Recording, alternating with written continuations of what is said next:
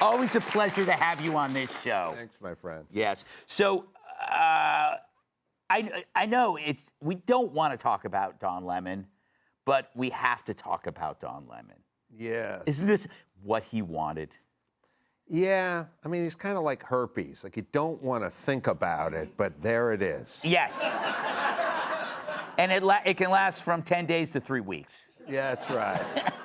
Unless you got to in with Dr. Drew, in which case, you know what? I'm getting too specific.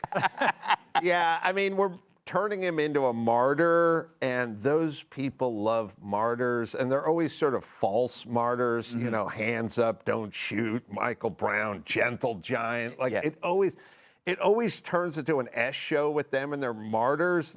Everybody they try to turn into that, as soon as it never passes this sniff test, right? You start looking into it, then there's old videotape, and oh, he's a wife beater or whatever it is, a partner beater in this case. No, that's not him. But what I'm saying is they never have any martyrs like biblical martyrs, like guys who really did the work, sandal-wearing guys who didn't fly private. You know? Like, they're guilty of stolen martyr valor. Yes. The Gandhi family and Jesus Christ family and all the relatives should be really pissed off at the stolen martyr valor. Exactly. That's what it's like. These are real martyrs. Yes. You know, they hung out with lepers, not with rich gay guys. Yes, that's right. Speaking of rich gay guys, Tom. It is, but isn't Don Lemon... Not rich, Greg. Nice. And you're not gay. I was just kidding. You know, but isn't Lemon kind of a perfect symbol, because he is the media and he's pretending to be an agitator, and the media always kind of puts an airbrush to that. So he's actually playing both roles at once. Yes, and now he's going to be happy we're talking about him. I heard he's got the 8 o'clock slot on the Prison News Network, PNN. Yes.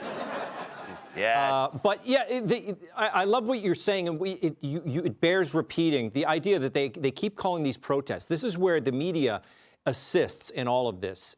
And it's not just Waltz, and it's not just Mayor Fry. It's the media backing up this idea that, so protest, you can go outside and you can talk. That's all it's about. You just talk. You can be loud if you want. You can get one of those cones and be like, hello, you people. You know, that's like protesting. In that kind of voice. Yeah, come on. Oh, you know, you wear your knickers, you get your straw hat. What did you just say, Tom? Please. But then you could, if you take it further and you do the civil disobedience, that's what Gandhi did, MLK, then you have to be prepared to be arrested. But you stick out your hands and you get arrested and you comply with the police. That's what they did. That is what civil disobedience is. Then when you're on your way to the paddy wagon, you could say, come on, you people. But they go even further. They go step 3, which is it's called direct action. Yes. That's what Antifa does. It says it on all their posters. Come out for direct action. That's blocking traffic. That's attacking hotels, going into churches. And then step 4, they take it when the police show up. You fight the police with whistles, which, by the way, it's designed. Imagine if you went to like that nurse's station, Kennedy, and blew the whistle behind her while she was working with somebody. You can't think straight. And so what they're trying to do is increase the risk that somebody in law enforcement makes a mistake. But the mistake will end up harming one of the agitators, which they don't care because they're seeking an artificial victim status. And also, you got to think about for a second the husband in Minneapolis that just got his wife a new rape whistle for Christmas. And it's not going to work. And now all of a sudden. Yes. It's like calling people Kennedy, it's like calling people a Nazi. The rape whistle is rendered meaningless. That's right. Now you tell me. I'm going to have to send that box back to Steve Ducey. It was a fun Christmas gift, though.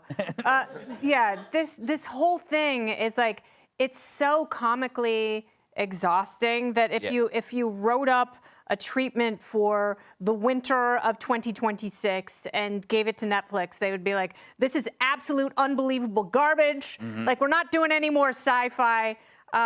And Don Lemon. So Don Lemon is the guy who said that Nikki Haley was not in her prime in front of his 2 female co-hosts, and he essentially got fired for that. He was the guy who said that Malaysian Airlines was sucked into a black hole. He was just wishful thinking.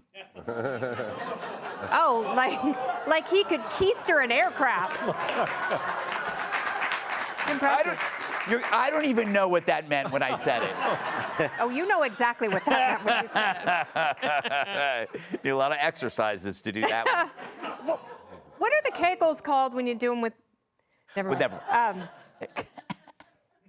I guess when life gives you lemons, he is made a martyr. Yeah, exactly. Like, make a martyr of Don Lemon, and that is the most unfortunate thing because we are forced to talk about him, and now every other jackass who has been fired from a mainstream media job, they realize that all they have to do is push the boundaries because now they're like, this is the Lemon model. Yes. Because I can go, Lemon I can get model. arrested, I can get thrown in prison for like a day or two, and I can completely monetize that. Yes, you know who's next? Jim Acosta's probably watching this right now and going, what can I invade? What can I invade? What could Jim Acosta invade? Don Lemon's black hole.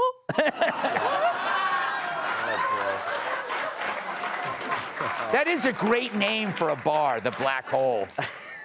Could be anything. In Jim Acosta's case, it would probably be the Pink Dolphin, but you know, this is boring, right? Like it's they need something new, and Don Lemon is the new thing because it's an ex-journalist, right? So they're just kind of they're leveling up, right? Right. It's an addict who's constantly chasing the dragon, Yeah. and all of this protest has gotten so boring. So it's like, okay, well, we throw Don Lemon in there, right? And it's something new and it's something to talk about.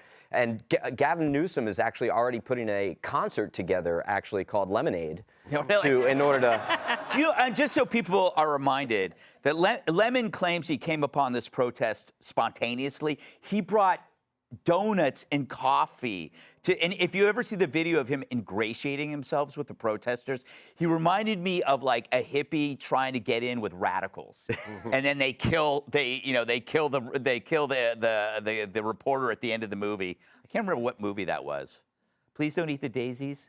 Return to the Blue Lagoon, I think that's what it was. All right, we must move on. Up. Click here to subscribe to the Fox News YouTube page to catch our hottest interviews and most compelling analysis. You won't get it anywhere else.